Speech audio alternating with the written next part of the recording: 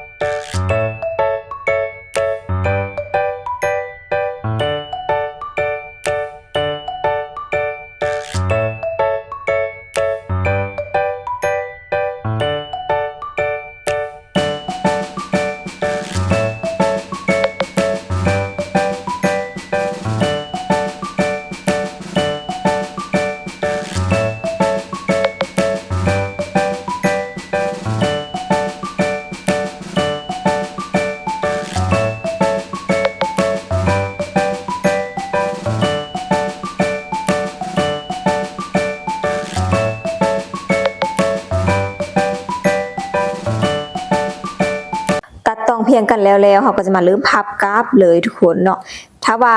ไพ่จะปลายเบิ่งขั้วกับเป็นปลายเบิ่งขั้วหมดเลยเนาะจะปลายเบิ่งซ้ายกับเบิ่งซ้ายหมดเลยแล้วก็นี่แหละคือเคล็ดลับที่เฮาว่ามันไวทุกคนเฮาพับแบบนี้เฮาบ่ได้ประกอบเขาจอมหรือเขาจ้วยอยู่เนาะเฮามาพับไว้แล้วก็เสียบใส่ไม้จิ้มฟันไว้ทุกคนเนาะ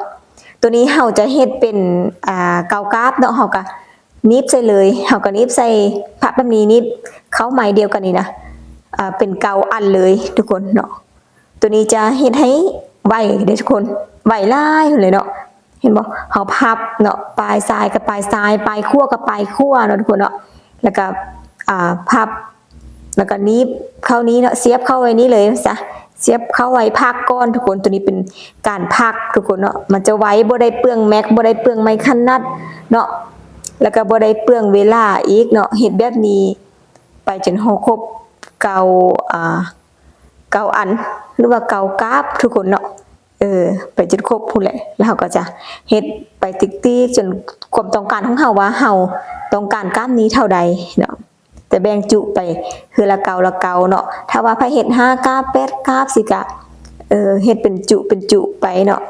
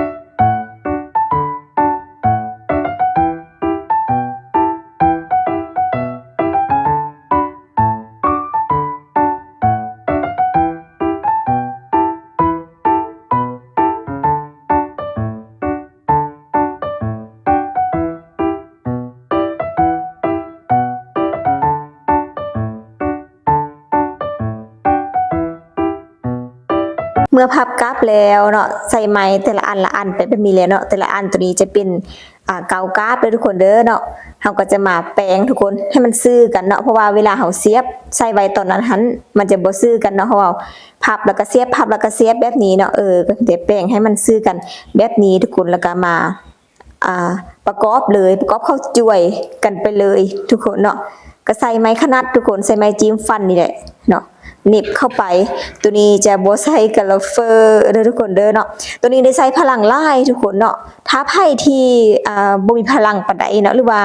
ใบตองมันหน้าแฮงเนาะก็ใส่เทื่อละ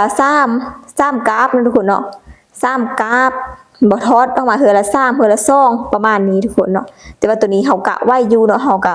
ใส่ลวดเดียวกันเลยเกากราฟทุกคนเนาะเห็นมั้ยก็ใส่แห้งพอสมควรทุกคนแต่ก็ไว้อยู่เนาะถ้าไผที่มีแห้งเนาะมีแห้งก็จัดแบบนี้ไปเลยไว้ทุกคนสะดวกสบายเนาะเอาอันตบๆแป้งๆให้มันซึ่งกันแล้วก็ทอดไม้ตัวที่เฮาเสียบขาไว้ให้ออกก็มาแปะใส่จ่วยใส่จอมนี่เนาะแล้วก็เอาไม้ขนาดเสียบต่อเลยทุกคนก็เป็นการเฮ็ดมักเบ่งง่ายๆทุกคนเนาะถ้าเฮ็ดผักควันนี่เฮ็ดแบบนี้ได้บ่ได้ทุกคนเนาะก็ได้คือกันจะเป็นผักควันลายสันเพิ่นก็จะเฮ็ดแบบนี้เส้นเดียวกันเด้อทุกคนเด้อเนาะแต่ว่าตัวนี้นี่เฮามาเฮ็ดให้เบิ่งเนาะตัวนี้กาตัวจริงแล้วบ่ได้น้อยเด้อทุกคนเด้ตัวจริงนี่บ่ได้น้อยเลยเนาะเกากราฟเราจะบ่ได้น้อยเลยเห็นบ่กล้วยเฮาก็เฮ็ดอันใหญ่ไว้เนาะจอมมันเนี่ยเฮาก็เฮ็ดอันใหญ่ไว้เพื่อว่าอากาศตัวนี้เฮาก็ใหญ่พอสมควรเนาะแต่เบิ่งอยู่กองนี่คือว่ายักน้อยอยู่ทุกคนแล้วก็แล้วทุกคนตัวนั้นแล้วไปเนาะแล้วก็จะมาเฮ็ดเป็นอันตัวใหญ่ปกกราฟใหญ่ปกทุกคนเนาะ กราฟใหญ่ปกไปจังได้เนาะคือภาพพร้อมกราฟใหญ่ปกโตระหว่างเนาะระหว่างที่มันมีช่องว่างอยู่หันนี่เนาะมันจะมีช่องว่างอยู่หันเฮาก็มาจิกใส่อันตัวนี้นี่จะกะขนาดเอาเลยทุกคนเนาะกะกวมตัวที่ใบตองว่างหั่นเนาะจิกตัวนึงได้แล้วก็ต่อจิกต่อกันไปเลยตัวนี้ก็จะมันเกือบคืบเนาะครึ่งคืบไปปลายว่าซั่นซะตัวนี้ก็ใส่เป็น6แผ่นทุกคนเพราะว่าเราจะใส่อันละ2กราฟเนาะบางละ2กราฟเนาะใส่3บางก็จะเป็น6ทุกคนเนาะก็จะจิกตรงแบบนี้เลยถ้ามาบ่ใส่ได้บ่ทุกคนถ้าบ่ใส่นี้มันก็จะบ่แม่นโหมดนี้บ่แม่นทรงนี้ทุกคนเพราะว่าโหมดนี้ทรงนี้ออกแบบมาให้เฮ็ดแบบนี้แล้วทุกคนเนาะแต่หลายคนกับบางคนเนาะส่วนหลายเห็นเขาเจ้าตัดตองซะเลยแต่เฮานี่จะเฮ็ดการ์ดจังซี่มันจะงามกว่าเนาะจะงามกว่าจะเน้นจะน่ากลัวเนาะแล้วก็ได้แบบนี้ทุกคนมันก็ตัดเหมือนเดิมเนาะเส้นเก่าเส้นเคยเนาะตัดหัวตัดหางเนาะหรือตัดหัวตัดท้ายว่าซั่นซะเพื่อให้มันเพียงกันนั่นแหละเพียงกันแล้วก็จะสวยงามเนาะจะบ่เอียงซ้ายเอียงขวาว่าซะตัวนี้เฮาก็มาพาเฮ็ดเนาะแล้วไผที่เฮ็ดงามกว่าเฮาก็ก็ดีใจนํทุกคนถ้าไผที่บ่เคยเฮ็ดแล้วว่าเบิ่งคลิปอยากเฮ็ดแล้วว่าเบิ่งคลิปเฮานี่ก็เฮ็ดเป็นภายในคลิปเดียวนี้เลยทุกคนเนาะก็จะมีซ่อนหลายแบบก็ไปสามารถเลือกเบิ่งที่คลิปเฮาอัพลงไปได้ทุกคนเนาะสิมีเบ่ง3กีบต้นน้อยต้นจิ้วก็มีเนาะมีขั้นหายังก็มีทุกคนเนาะก็จะมาแปะใส่ว่างตัวนี้เลยทุกคนเด้อไม่ขนาดตามเคยแปะใส่ว่างนี้บ่ถ้าว่าบ่แปะปกว่างนี่มันก็จะดูบ่ดีทุกคนจะบ่งามเนาะเพราะว่าตัวนี้เฮาเฮ็ดห้างเด้เนาะเฮาเฮ็ดห้างแต่ถึงบ่ห่างถ้ากลๆมันบนตีนบางทีเฮาก็จำเป็นต้องใส่เด้ทุกคนเด้อเนาะแปะใส่วางอันนี้ทุกคนเนาะแล้วก็ไม้ขนาดเสียบเข้าไปเลยตัวนี้ก็เสียบเอาง่ายเลยทุกคนเนาะบ่คือตัวเฮ็ดเก่าครับตัวถึงนี่เนาะตัวนั้นมันไม่ต้องเนาะไม่ต้องเกาสันหูนซ่องเข้าไปมันก็จะมีเพิ่มความหน้าไปอีกเนาะตัวนี้ก็จะง่ายไปแดเนาะพอมีแต่ซ่องสันบางๆแล้วก็ตีนหันบางๆนะทุกคนเนาะหลังจากได้แบบนี้แล้วก็จะมาตัดทุกคนตัดเพื่อให้มันตังใดให้เลยทุกคนเนาะตัดเพราะเขาจะเฮ็ดตีนมันได้ให้มันเพียงกันให้มันตังใดมันซะก็จะตัดตูดจอมป้ายมันนี้เนาะทุกคนเนาะอันป้ายมันนี้นะออกเห็นแบบนี้ก็ตัดก็ง่ายทุกคนเนาะตัดแต่อันป้ายนี้มันออกแล้วก็เสมอกันแหละเนาะเสมอกันแล้วเขาก็จะมาเฮ็ดตีนมันบัดนี้ทุกคนเนาะจะเฮ็ดตีนมันก็จะได้แทกมาทุกคนเอาเป็น30 ซนหรือว่ากะที่ออมใดทุกคนเนาะกะเอาก็ได้กะที่ออมต้นมะเบ่งเฮานี่ใดทุกคนเนาะออมต้นมะเบ่งเฮานี่ใดหรือว่าแทกเอาก็ได้เนาะแทกเอาก็ได้กะเอาก็ได้แล้วแต่ความสะดวกของไผลาวแล้วก็มาพับแบบนี้ทุกคนเนาะตัวนี้พับซื้อทุกคนเด้อจะเฮ็ดจากซันก็แล้วแต่เนาะแต่ขอให้มันซื้อเข้าไปตองของเฮานี่มันบ่ซื้อเนาะตัวนี้เนาะเฮาก็พับให้มันซื้อพับครึ่งแล้วก็พับลงมาอีกทุกคนก็จะได้เป็นกี้แบบนี้ก็รูปๆเต็กๆทุกคนตัวนี้จะใส่แม็กทุกคนเด้อเนาะจะใส่กะลับเฟอร์ช่วยเด้อเพราะว่าตองตัวนี้เฮาบ่พอเนาะก็เลยว่าได้ใส่ตองตัวนี้ไปตัวนี้เป็นเคล็ดลับเพื่อนว่าถ้าไผที่ตองบ่งามให้เฮ็ดแบบนี้ทุกคนเนาะทุกคนมันก็จะเฮ็ดเป็นเรียบๆแข็งๆแบบนี้ทุกคนเนาะจอดกันแล้วเนาะแล้วก็พับส้นเขาแล้วก็เอา